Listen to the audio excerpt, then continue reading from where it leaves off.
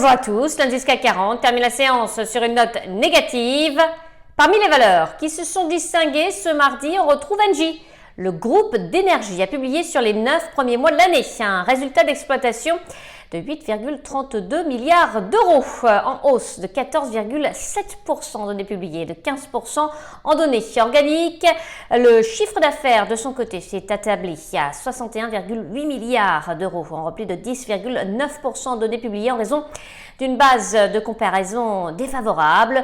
On passe à présent à Téléperformance, leader mondial de la gestion externalisée de l'expérience client et citoyen et des solutions digitales associées, a abaissé sa prévision de croissance du chiffre d'affaires sur une base organique à environ 6% en 2023 contre un précédent objectif compris entre 6 et 8%.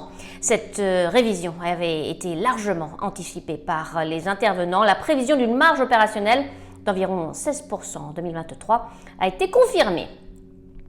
Dans le reste de l'actualité, on retrouve Bouygues, Colas Rail, un groupement avec Orascom Construction a remporté auprès de National Authority for Tunnel le projet de construction du nouveau métro d'Alexandrie en Égypte.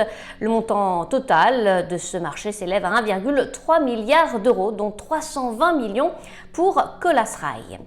CGG, un fournisseur de services et de produits géophysiques, a enregistré au troisième trimestre un bénéfice net de 8 millions de dollars contre une perte de 2 millions un an auparavant. Le résultat d'exploitation des activités a progressé de 31% à 33 millions de dollars.